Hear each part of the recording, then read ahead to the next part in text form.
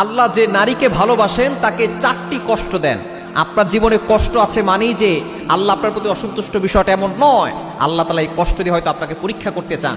এই কষ্টের মাধ্যমে আল্লাহ তাআলা হয়তো আপনার গুনাহ মাফ করাচ্ছেন, অথবা আল্লাহ তাআলা আপনার জান্নাতের মর্যাদা আরো বেশি উন্নত করছেন। সুতরাং কষ্ট আসলেই হতাশ হওয়া যাবে না, এই কষ্ট সব সময় থাকবে না। আল্লাহ তাআলা সূরাতুশ শারহের 6 নম্বর আয়াতে বলছেন, ইন্নামা আল উসরি ইউসরা, there is happiness after suffering. কষ্টের পরেই সুখ রয়েছে।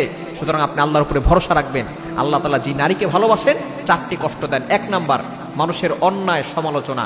মানুষ আপনার ব্যাপারে সমালোচনা করবে, মানুষ আপনার নামে মিথ্যা অপবাদ দিবে।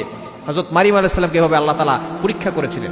মারিয়াম আলাইহিস সালামকে আল্লাহ পাক রব্বুল আলামিন স্বামী ছাড়া ঈসা আলাইহিস সালাম দিয়েছিলেন। মানুষ তাকে কত ধরনের গালিগালাজ করেছে, মানুষ তাকে প্রস্টিটিউট নারী বলেছে, নাউজুবিল্লাহি মিন যালিক, এবং তাকে ওই এলাকা থেকে বের করে দিয়েছে। তিনি চলে গিয়েছিলেন জঙ্গলে। দেখুন, একজন নবীর মা, তাকে কত অপবাদ সহ্য করতে হয়েছে। আল্লাহ পাক রব্বুল আলামিন তাকে কিন্তু ভালোবেসেছেন, ভালোবেসেই পরীক্ষা করেছেন। সুতরাং আপনার যদি অন্যায় আছে, সমালোচনা আছে, আপনি ভেঙে পড়বেন না, আপনি মারিয়াম আলাইহিস সালামের কথা চিন্তা করবেন।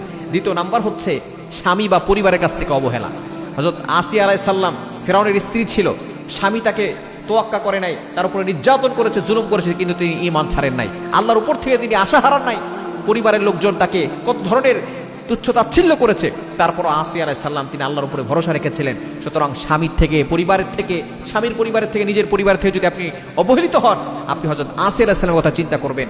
আল্লাহ পাক রব্বুল আলামিন তিনি তাকে কতটাই শক্তিশালী ঈমান দিয়েছিলেন, তিনি কখনো ভেঙে পড়েন নাই। 3 নাম্বার হচ্ছে, যদি শারীরিক দুর্বলতা আপনার ভিতরে আসে, অসুস্থতা থাকে, তাহলে মনে করবেন আল্লাহ তাআলা আপনাকে পরীক্ষা করছেন। হযরত আইয়ুব আলাইহিস সালাম 18 বছর ধরে অসুস্থ ছিলেন, তিনি ভেঙে পড়েন নাই। এবং 4 নাম্বার হচ্ছে রিজিকের সংকীর্ণতা।